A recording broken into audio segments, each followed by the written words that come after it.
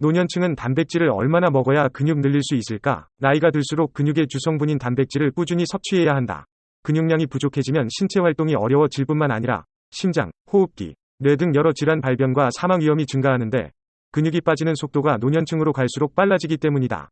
근육이 감소하는 것을 예방하는 가장 효과적인 방법은 양질의 단백질을 식품으로 섭취하는 것이다.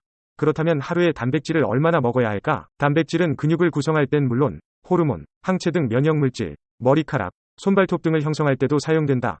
단백질을 부족하게 섭취하면 우리 몸은 근육과 간에 저장해 놓은 단백질을 빼사용하게 되고 결국 근 손실로 이어진다. 반대로 단백질을 충분히 섭취해 단백질 기본 단위인 아미노산이 풍부하게 혈액 속에 있으면 우리 몸이 근육에 저장된 단백질을 분해하지 않는 것은 당연하고 운동 등으로 근육이 손상될 때마다 빠르게 근섬유를 회복한다. 이때 회복된 근섬유는 단순히 원상복귀되는 것이 아니라 성장한다. 근육량이 늘어나는 것이다. 그렇다고 단백질을 무조건 많이 섭취하는 것도 좋지 않다. 필요 이상의 단백질을 섭취하면 사용하고 남은 단백질은 포도당으로 전환돼 에너지원으로 사용된다. 포도당도 남는다면 지방으로 바뀌어 저장될 수 있다. 그럼 단백질의 적정 섭취량은 얼마일까? 체육계에서 세계적으로 인정받는 학회인 미국 체력관리학회에서는 운동을 따로 하지 않는 사람은 체중 1kg 당 0.8g 위 단백질을 섭취하면 된다고 고지하고 있다. 예를 들어 체중이 50kg인 여성은 하루 48g 위 단백질을 섭취하면 되는 것이다. 계란 6알이나 닭가슴살 150g을 통해 충족할 수 있는 정도의 양이다. 이는 일반인에게 해당하는 양이다. 그러나 단백질이 더 많이 필요한 65세 이상 노년층이나 근력이나 근육량 증가를 목적으로 운동하는 사람은 단백질을 더 많이 먹어야 한다. 노년층은 1kg 당 1.5g 정도 섭취하는 것을 권장한다.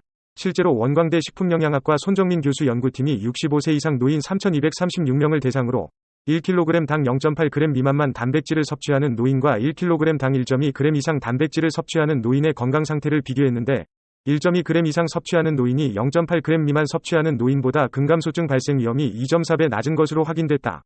근육량을 늘리기 위해 규칙적으로 운동하고 있는 청년층부터 장년층은 체중당 1.6에서 1.7g 정도 섭취하는 게 좋다.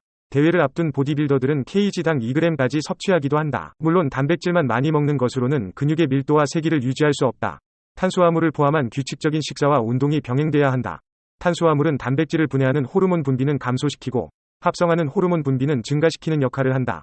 탄수화물 없이 단백질만 먹었다간 우리 몸에서 주 에너지원인 포도당을 생성하기 위해 우리 몸은 근육 속 단백질을 분해하기 시작한다. 실제로 미국 텍사스대 건강과학센터에서 근력 운동 후 탄수화물만 먹은 그룹, 단백질만 먹은 그룹, 단백질과 탄수화물을 혼합해 먹은 그룹의 근육 합성 능력을 확인한 결과 탄수화물과 단백질을 혼합해 먹은 그룹이 탄수화물만 먹은 그룹보다는 2배 이상, 단백질만 먹은 그룹보다는 1.4배 이상 근육을 잘 만들어내는 것으로 확인됐다. 유용하게 보셨다면 검색창에서 성필원으로 인물 검색 부탁드려요.